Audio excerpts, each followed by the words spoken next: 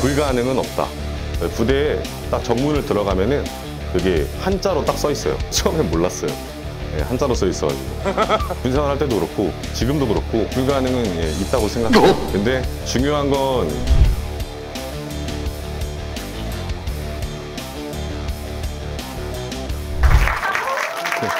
안녕하세요. 네, 유튜버 야전삽 짱제라고 합니다. 반갑습니다.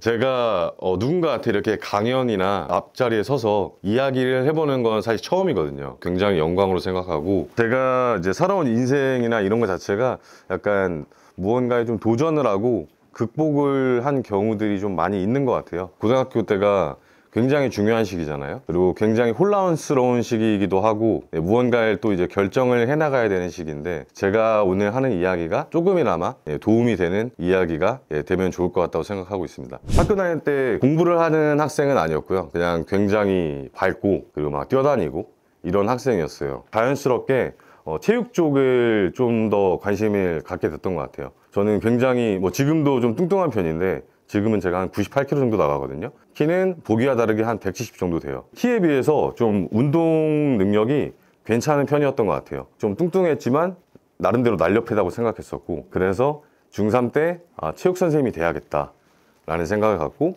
여러분들처럼 고등학교 1학년이 됐을 때 바로 이제 체육 선생님이 되는 방법에 대해서 알아봤었어요.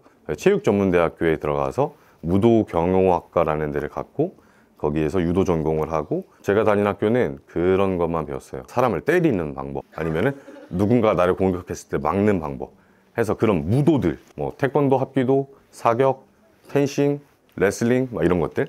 네, 그래서 저는 그렇게 학교를 다니다가 군대 갈 시기가 돼서 어디를 갈까 막 고민을 하게 됐어요. 근데 남자 선배들을 보니까 다 해병대를 나오거나 특전사를 갔다 오거나 이런 분들이 많았어요. 근데 선배들이 그랬어요. 이런 데보다 더 힘든 데도 있다 해서, 그럼 거긴 어딘가 이제 궁금해 하다가, 그 당시에는 이제 UDT라는 곳이 정보가 잘 없었어요. 그래서 그게 저한테는 너무 매력적으로 느껴져서 조금 알아보니까 정보가 정말 조금 있더라고요. 대부분의 정보가 들어가 보면 안다. 그리고 북한에 간다는 얘기도 있고 이러니까 이게 심장이 막 엄청 뛰었어요. 여러분들이 지금 무언가를 이제 목표를 정하고서 하고 싶은 게 명확하게 생겼을 때는 주변에서 아무리 말리고 누가 뭐라고 해도 그 목표만 좀 볼 수가 있거든요. 저도 그 시기에는 그랬던 것 같아요. 다른 걸 생각할 겨를이 없었고, UET라는 곳에 가서 UET 대원이 되고 싶었고, 그리고 북한에 간다면 북한에 가고 싶었고, 근데 전쟁이 난다면 전쟁에 참여하고 싶었고, 제가 살면서 가장 잘한 결정이고, 그리고 가장 힘들었던 시기를 딱 군생활로 딱 꼽을 수 있을 것 같거든요. UDT라는 곳이 지금 유명해져 있어요. 되게 현재는. 그 유명한 이유 중에는 가장 큰 게 가장 힘든 훈련을 하기 때문이거든요.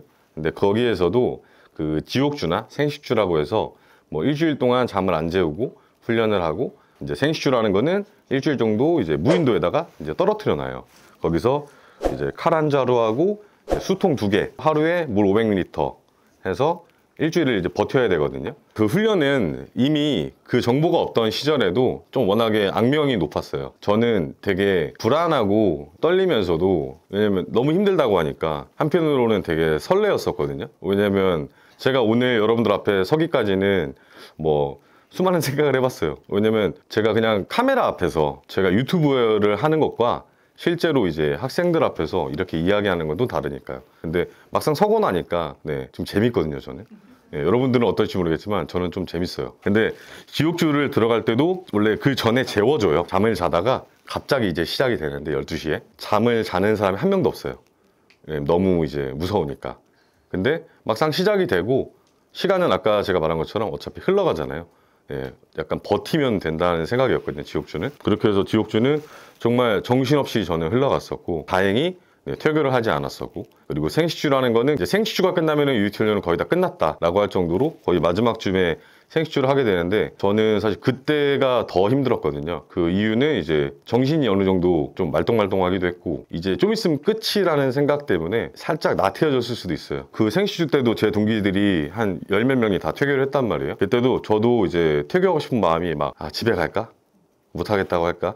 근데 그때도 제일 중요했던 거는 내가 여기에 온 이유였거든요. 그래서 그 이유를 생각하고 내 목표를 생각하니까 절대 집에 못 가겠는 거예요. 그리고 여러분들도 아마 이제 사회에 나가게 되거나 아니면 이제 취업을 준비할 때 지금보다는 조금 힘든 상황들이 분명히 찾아올 거예요. 그때 내가 못하겠다, 난 다른 거 해야겠다, 이렇게 생각할 수도 있고, 그렇게 생각한다고 무조건 나쁜 것도 아니거든요. 한데 내 목표가 정말 뚜렷하고 내가 할 게 명확하다면은 절대 포기하지 않는 또 마음을 가질 수 있거든요.